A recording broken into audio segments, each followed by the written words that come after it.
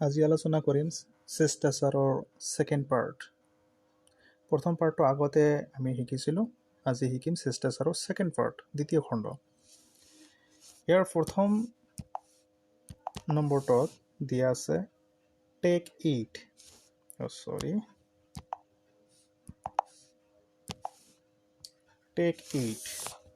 Take it আমি কেতিয়া ক'ম? টেক ইট আমি তেতিয়াই ক'ম যেতিয়া মানে আপুনি কি কৰিছে, কাৰোবাৰ পৰা বস্তু এটা খুজিছে। মানে যদি কোনোবাই আপোনাৰ পৰা কিবা এটা বস্তু বিচাৰিছে আৰু সেইটো আপুনি দিব খুজি আছে, তেতিয়া আপুনি অসমীয়াত ক'ব লওক। মানে কোনোবাই আপোনাৰ পৰা বস্তু এটা খুজি আছে যে মোক বস্তুটো দিয়কচোন, আৰু তেতিয়া আপুনি কি ক'ব অসমীয়াত? আপুনি অসমীয়াত ক'ব লওক। তেনেহ'লে এই কথাটো ইংৰাজী ভাষাত আপুনি ক'ব টেক ইট। তেতিয়া আপুনি কি ক'ব? ইংৰাজী ভাষাত টেক ইট বুলি ক'ব। কিন্তু আপুনি যদি টেক ইট বুলি কয়, তেনেহ'লে আপোনাৰ শিষ্টাচাৰ নাই বুলি ধৰি লোৱা হ'ব। আপুনি টেক ইট নকয় উইথ গ্ৰেট প্লিজাৰ ক'ব লাগিব। যদি আপুনি উইথ গ্ৰেট প্লিজাৰ কয়, তেনেহ'লে মানুহসকলে ভাবিব যে আপোনাৰ শিষ্টাচাৰ আছে। উইথ গ্ৰেট প্লিজাৰৰ পৰিৱৰ্তে আপুনি আৰু ক'ব পাৰে here you R,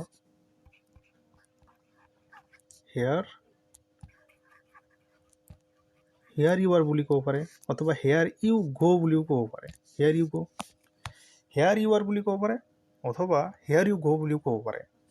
with great pleasure, মানে ডাইৰেক্ট টেক ইট নকয় উইথ গ্ৰেট প্লিজাৰ কোৱাটো বেছি ভাল। আৰু এইটো ক'ব পাৰে হেয়াৰ ইউ আৰ বুলিও ক'ব পাৰে। আপুনি কোনো মহিলাক বা এজন বৃদ্ধা মানুহক এৰি দিওঁতে অসমীয়াত কি বুলি কয়? প্ৰথমে আপুনি মানে এটা ধৰা ATM কাৰ্ডৰ পৰা আপুনি টকা ল'ব বিচাৰিছে। তেতিয়া এটা লম্বা লাইন আছে, দীঘলী এটা লাইন পাতিছে মানুহৰ। সেই ক্ষেত্ৰত আপুনি কোনো মহিলাক অথবা কোনো বৃদ্ধা মানুহজনক আপুনি কৈ আছে যে ফাৰ্ষ্ট ইউ, ডেট মিনছ আপুনি প্ৰথমে যাওক, মই পিছত যাই আছোঁ।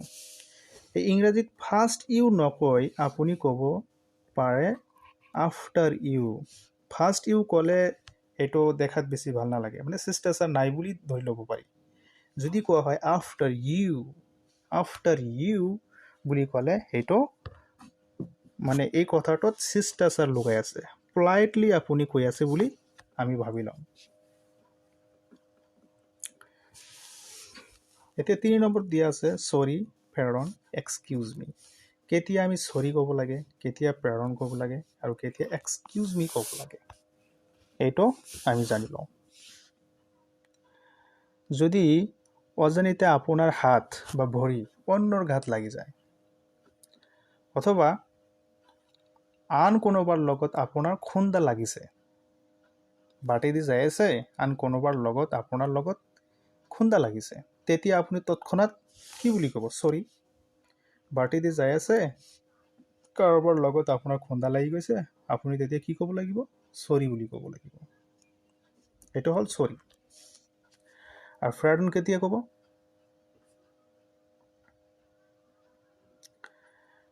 টেলিফোনত আপুনি যেতিয়া কথা পাতি থাকে আৰু ওচৰে পাজৰে আন কোনোবাই কথা পাতি আছে,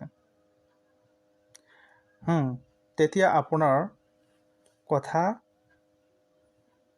কথা সেই মানুহজনে ভালদৰে বুজা নাই বা শুনিব পৰা নাই, আৰু সেই মানুহজনে আপোনাক কি কৈ আছে সেইটো আপুনি ভালদৰে শুনিব পৰা নাই।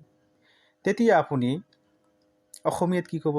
যে মই বুজা নাই, ইয়াত অলপ মানে চাউণ্ড হৈ আছে, গতিকে অলপ লাউডলি কওক।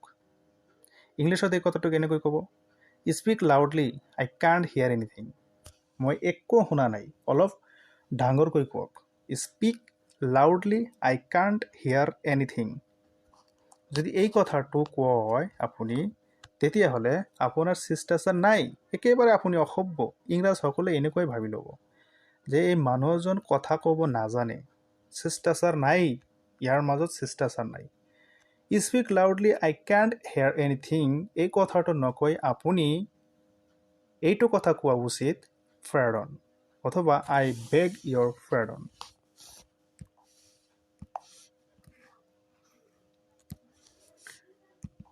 কি ক'ব পাৰে? I beg your pardon. I beg your pardon ক'ব পাৰে। বা এইটো কোৱাই আটাইতকৈ বেছি ভাল। Speak loudly, I can't hear anything. এইটো নকৈ I beg your pardon.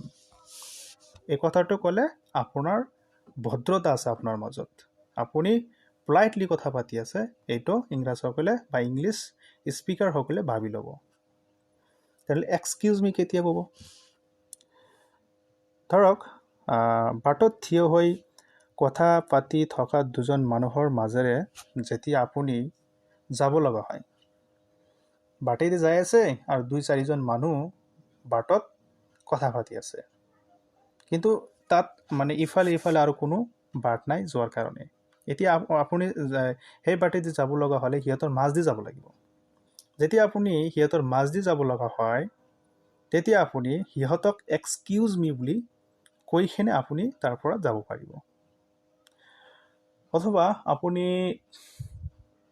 কাৰোবাৰ লগত কথা পাতি আছে, হঠাৎ আপুনি সেইখন ঠাইৰ পৰা এনেই উঠি নাযাব। সেই মানুহজনক এক্সকিউজ মি কৈকেনে আপুনি সেই ঠাইৰ পৰা উঠি আহিব।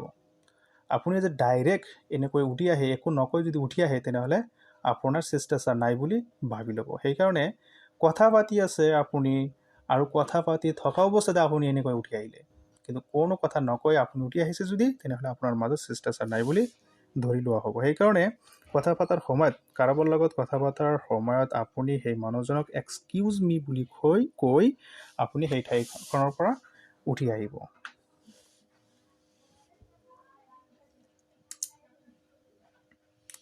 এতিয়া আহা 4 নম্বৰত। 4 নম্বৰ আছে চাৰ্টেইনলি অথবা অফ কোৰ্ছ অথবা উইথ গ্ৰেট প্লিজাৰ। ধৰক আপুনি কাৰোবাক লগ কৰিবৰ কাৰণে তেখেতৰ ঘৰলৈ আপুনি গৈছে আৰু সেই মানুহজনে এটা কোঠালিত বহি আছে। কোনো সংকেত নিদিয়াকৈ আপুনি যদি ঘৰৰ ভিতৰলৈ যায়, তেনেহ'লে আপোনাক শিষ্টাচাৰ নাই বুলি বুজি ল'ব সিহঁতে, যে মানুহজন অলপ অসভ্য, ইয়াৰ আদব কায়দা নাই, শিষ্টাচাৰ নাই। তেনেহ'লে আপুনি কি ক'ব? যে মই ভিতৰলৈ আহিব পাৰোঁনে? আৰু এইটো ইংৰাজীত কি বুলি ক'ব? May I come in please?